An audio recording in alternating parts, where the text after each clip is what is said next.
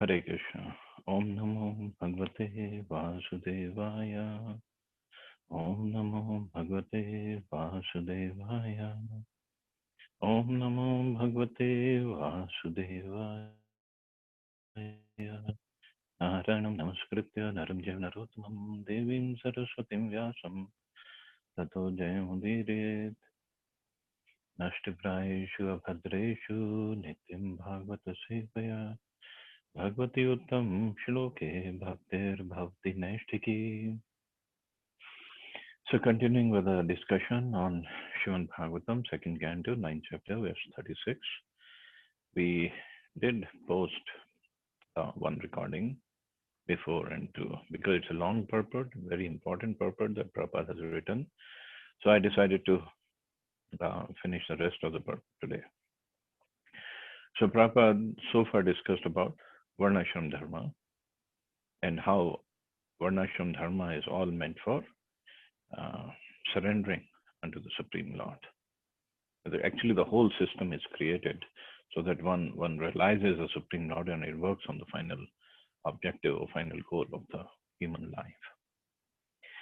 But there are others who will not surrender. And this is what Krishna says in Bhagavad Gita. Namam dushkritino muda prapadyante naradhama mayaya pratjnana asuram bhavam ashutam. Because the so-called great leaders of human society are ignorant of this great knowledge of Bhakti Yoga and always engage in ignoble acts of sense gratification, bewildered by the external energy of Lord. They are stubborn rebels against the supremacy of the Supreme Personality of Godhead. They never agree to surrender unto Him because they are fools, miscreants, and lowest type of human beings. Such faithless non believers may be highly educated in the material sense of the term, but factually they are the greatest fools of the world.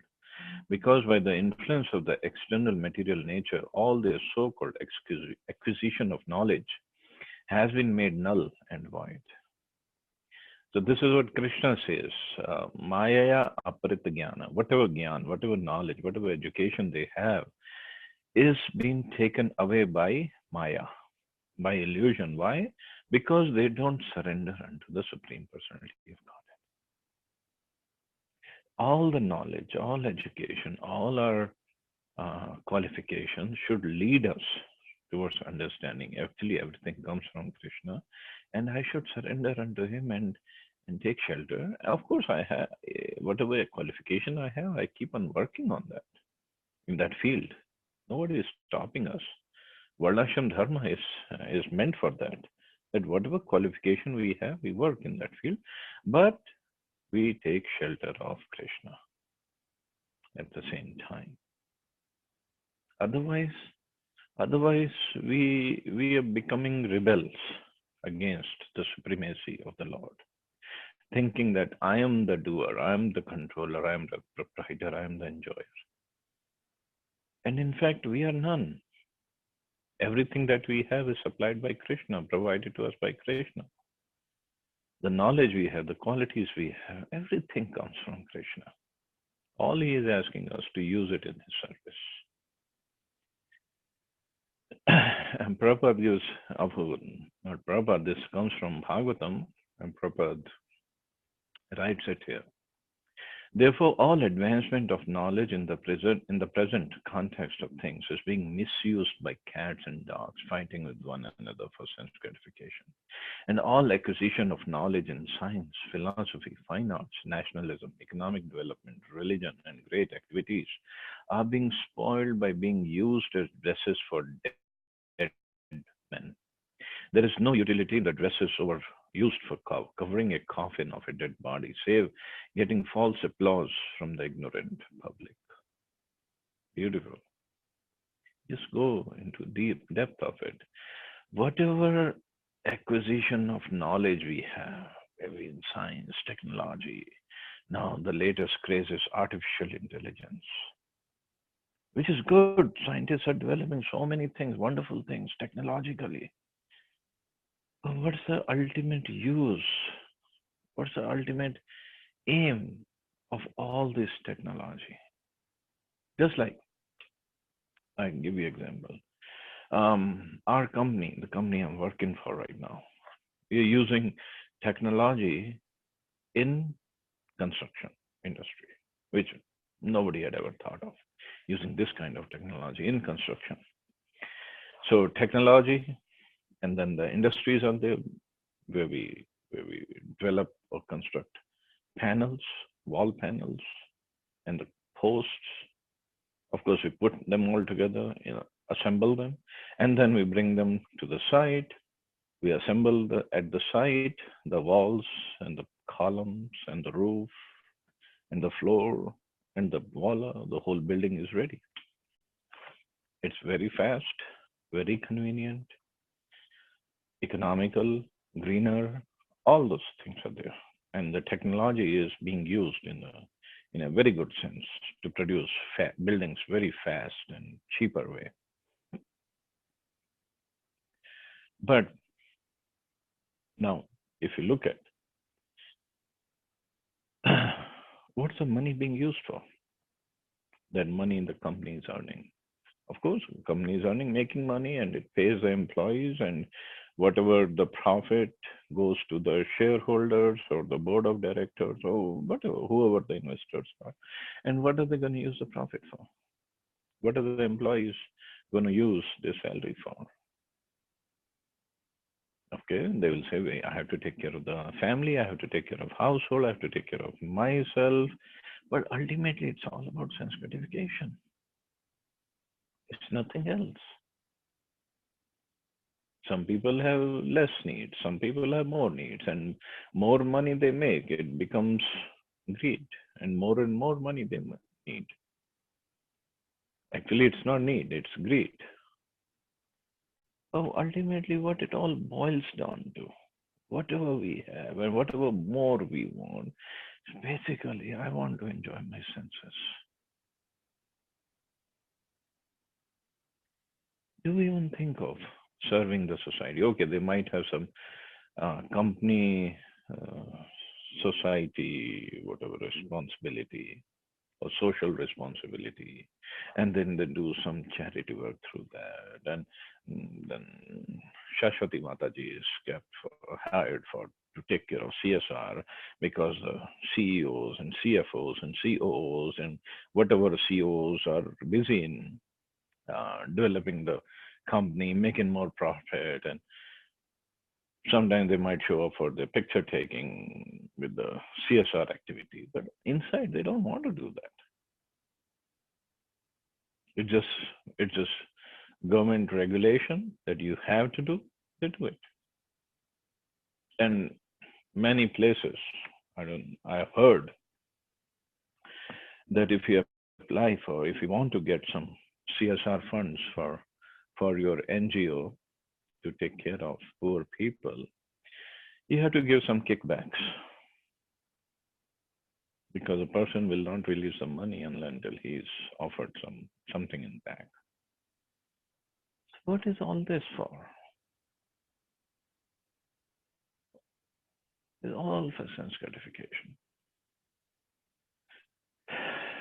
People are basically looking for bodily comforts, and if not bodily comforts, if the bodies are taken care of, then mental satisfaction, and then maybe some help for the intelligence. Again, it boils down to mental satisfaction, and then they want emotional support. But nobody, or hardly anybody, is looking for spiritual satisfaction, or looking to not even please the soul. Pleasing the soul comes much later. Satisfy the soul.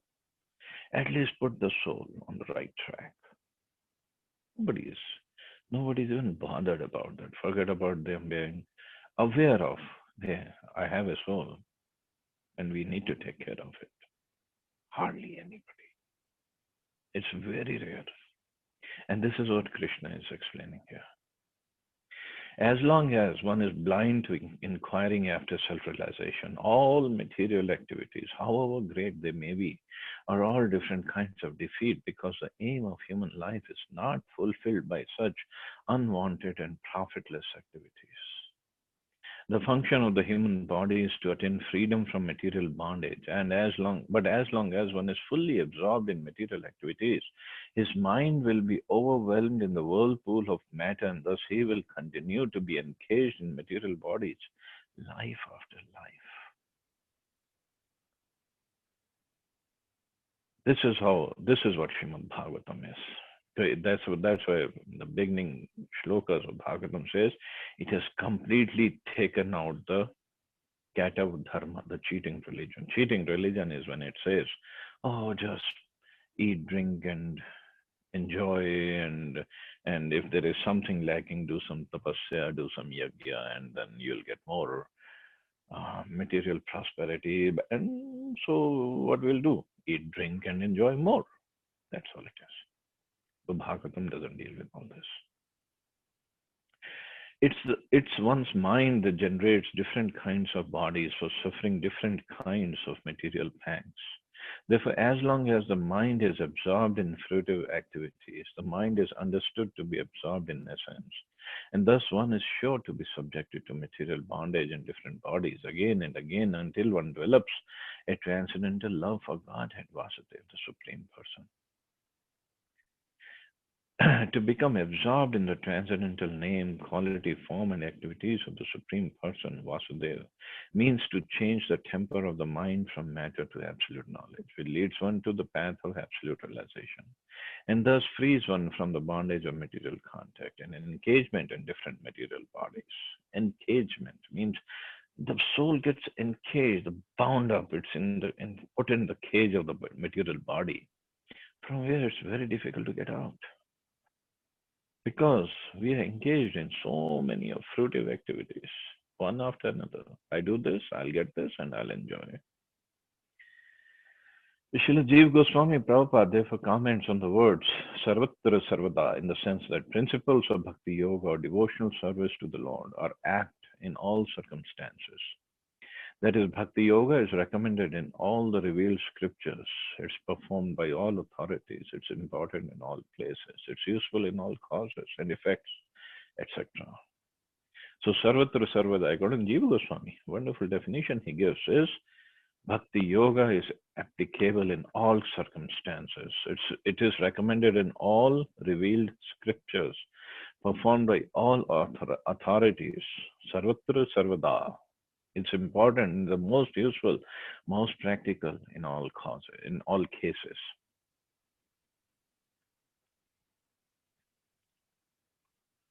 Srila Jiva Goswami also quotes another common passage which is found in three Puranas, namely the Padma Purana, Skanda Purana, and Linga Purana. It runs as follows.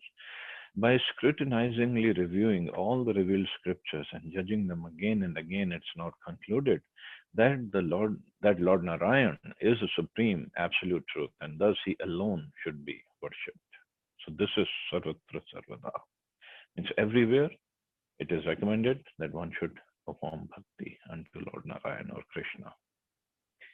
Even Garud Puran says, even though one may have gone to the other side of all the Vedas, even though one is well versed in all the revealed scriptures, if one is not a devotee of the Supreme Lord, he must be considered the lowest of mankind.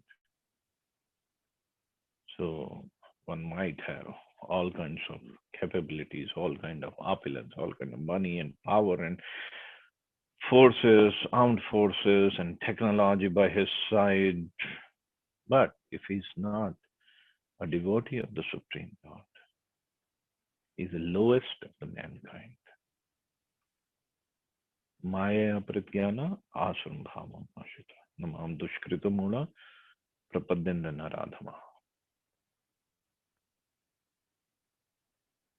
So this is the conclusion of Srimad Bhagavatam. But one who has unflinching devotion unto the Supreme Personality of Godhead must have all the good qualities of the demigods, and contrarily, one who's not a devotee of the Lord must be hovering in the darkness of mental speculation, thus must be engaged in material impermanence. See, one who is a devotee of the Lord, he has all the good qualities. Of course, we are not saying everybody who picks up the beads and starts chanting or going to the temple, uh, he develops all the good qualities. Sooner or later, he will if he sticks to the process. Further, Prabhupada says, the lowest of human beings can be elevated to the highest stage of devotion service if they are trained by the bona fide spiritual master, well versed in the transcendental loving service of the Lord. If the lowest can be so elevated, then what to speak of the highest, who are well versed in the Vedic knowledge? The conclusion is that devotional service to the Lord is open for all, regardless of who they are. That is a confirmation of its application for all kinds of performers of the service. See, this is a verse I was uh, quoting the other day, that anybody and everybody can perform devotion service to the Lord. It's not bound by the bodily or bodily restrictions. Even birds can perform. Even elephant, Gajendra has performed. Garudji has performed. Snakes can perform. Anybody, human beings, monkeys we all know of. Even the persons of lowest kind of human beings, they can perform bhakti. It's not that, yes, in Karma Kanda Prasad, there is system, okay, Shudras or less than Shudras, they cannot perform puja part or yagya. But bhakti is separate. Bhakti is completely different. Bhakti is this relationship of the soul with Krishna. Every soul has a relationship with Krishna. Jivera Swarup hai Krishnera Nityadas. Jivan, the constitutional position of every jiva is servant of Krishna. The body could be anything, doesn't matter. But the soul is a servant of Krishna. Soul has a relationship with Krishna. And this bhakti is what? Establishing or reviving that relationship. That's all. Now you must be thinking, why did I say snakes can also perform bhakti? So there is a pastime.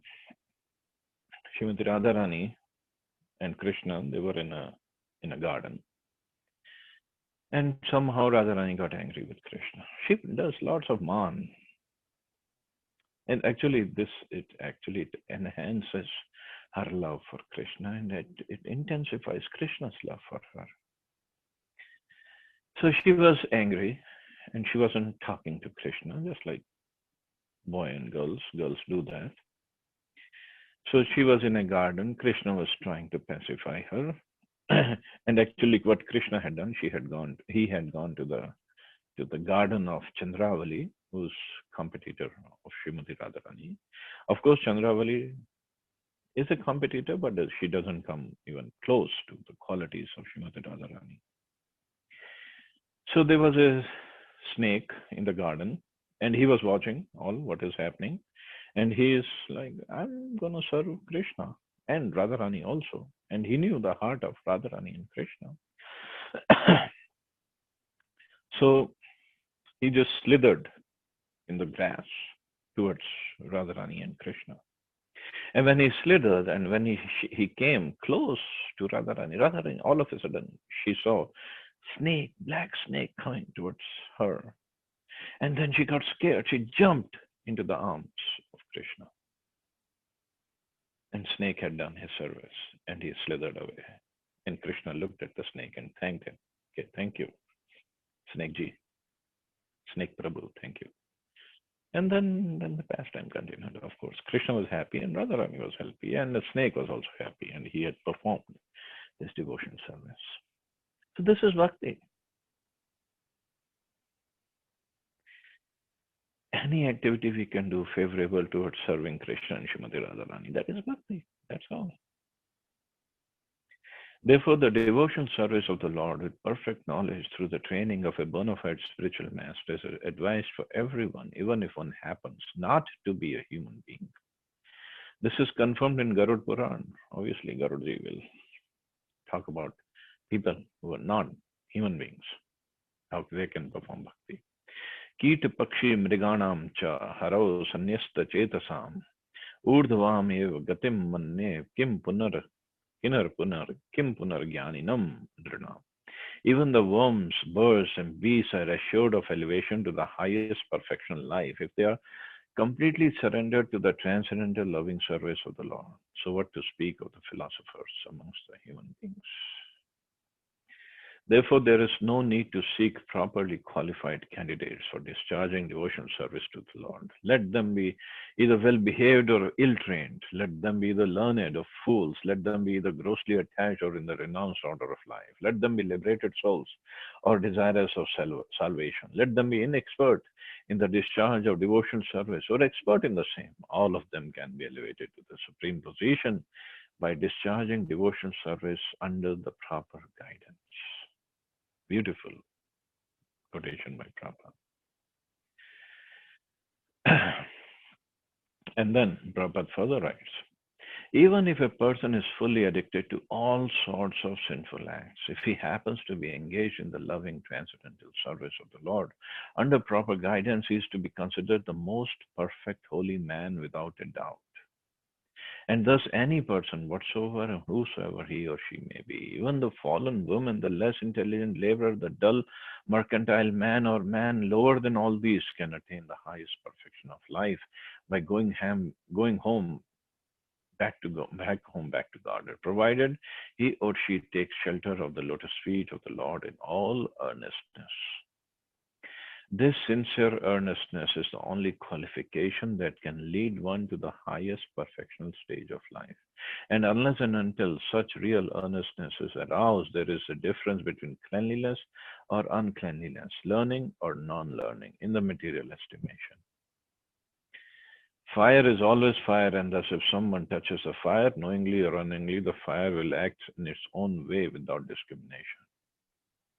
So bhakti is so pure, so powerful, so sublime, so strong that it can purify anybody and everybody. And anybody who's performing bhakti, like Prabhupada says, or it's mentioned in Bhagavad Gita, even if it is sinful, most sinful, sinnest, if he has committed most sinful acts, but if he is performing bhakti, he should be considered a sadhu.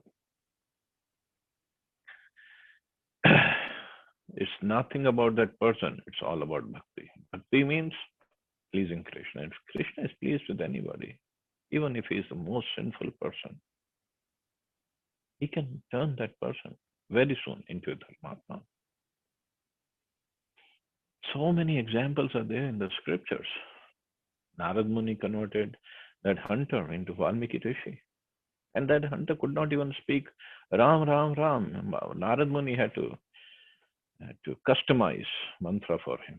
He said, okay, just say Mara, Mara, Mara, Mara. He got purified just by saying that because he followed Narad Muni. And before, when he was a hunter, he used to kill so many people, so many people. Mrigendra, Narad Muni converted him to be a pure devotee of the Lord. So many people, so many most sinful people have become devotees.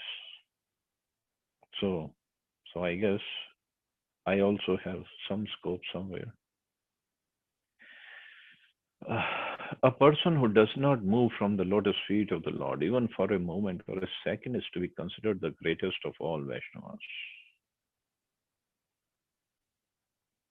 The pure devotees are convinced of attaining the association of the personality of Godhead. Thus, they are always engaged in the transcendental loving service of the Lord. Therefore, in all continents, in all planets, and all universes, devotional service to the Lord or Bhakti Yoga is current, and that is a statement of the Srimad Bhagavatam in the light scriptures.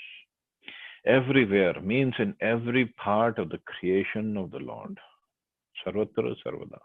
The Lord can be served by all the senses, or even simply by the mind. South Indian Brahman who served the Lord simply on the strength of his mind also factually realized the Lord. So here, how the story went was this South Indian Brahmin, he was very poor. Brahmins are generally very poor. Somehow, once in some katha, he heard that one can even serve the Lord by mind. So he liked that. Of course, we all can serve the Lord by mind, but if we have the capability, we should serve Him physically also. But the South Indian Brahmin, he liked that idea. So in his mind, every day he would make the deity of the Lord, Lord Vishnu, and he would collect waters from all different rivers, Ganga, Jamna, Kaveri, Sindhu, Godavari, Narmada, all the pure rivers.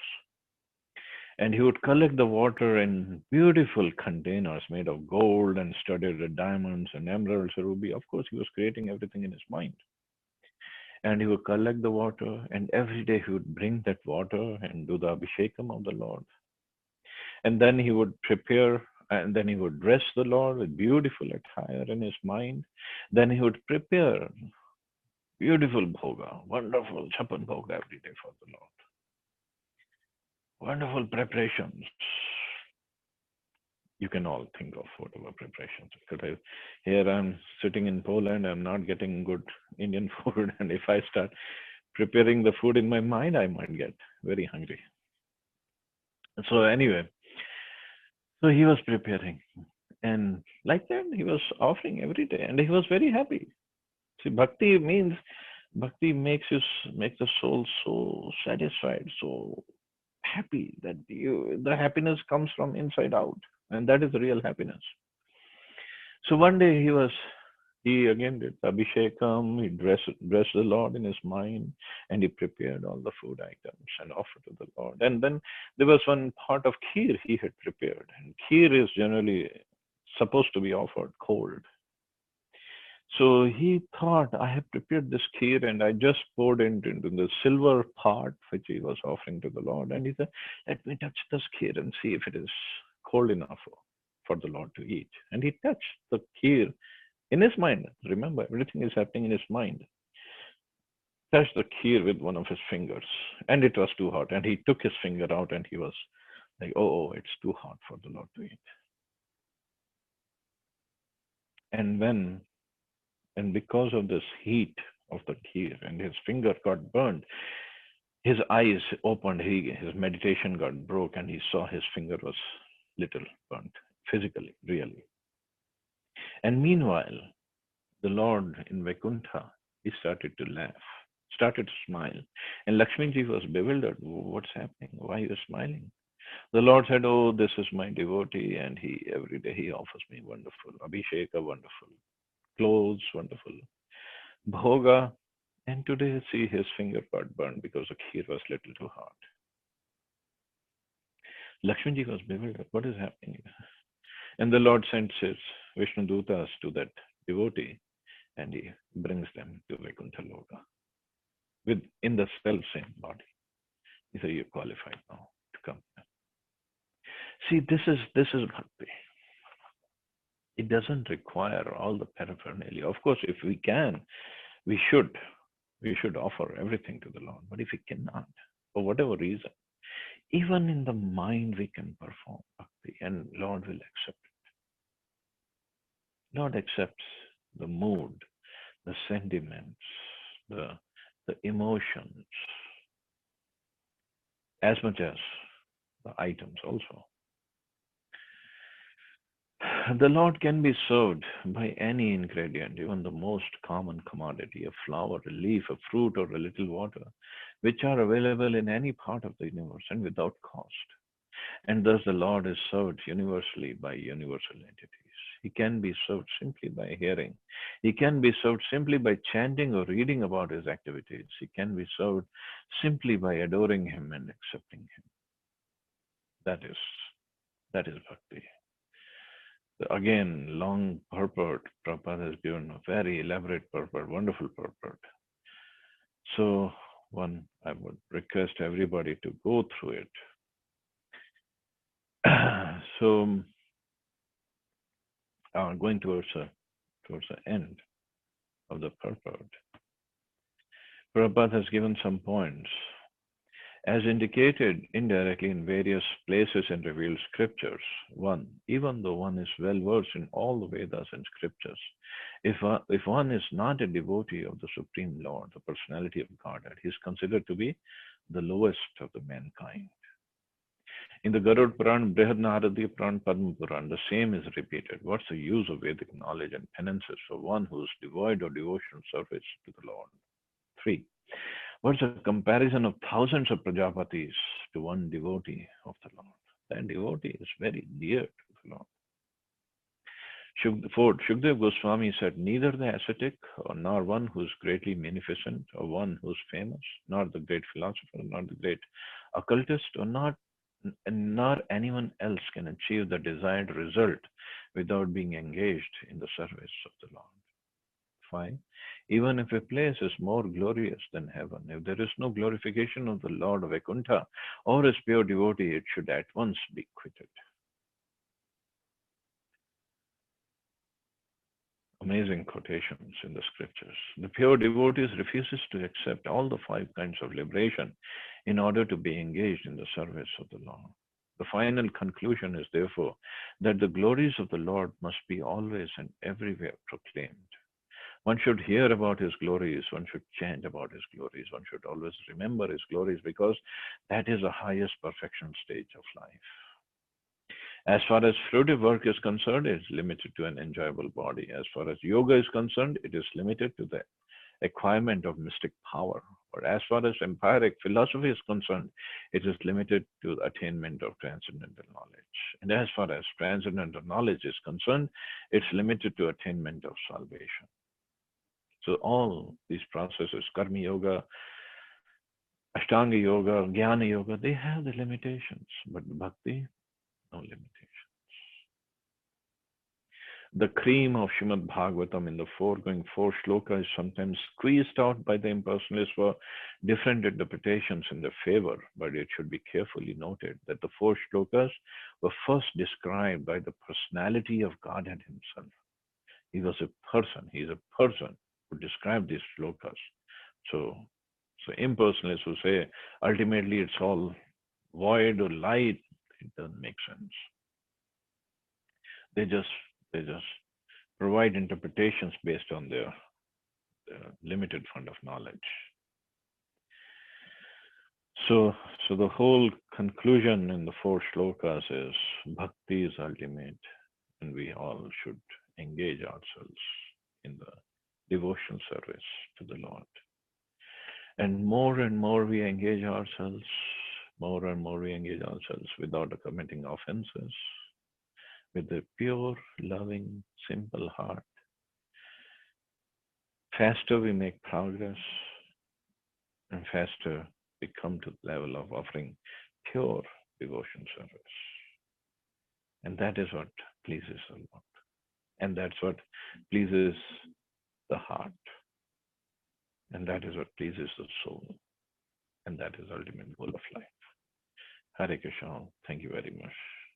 Thank you for giving me an opportunity to read these verses again and again, and then try to describe it also. Thank you all. Hare Krishna. Jai Srila Prabhupada.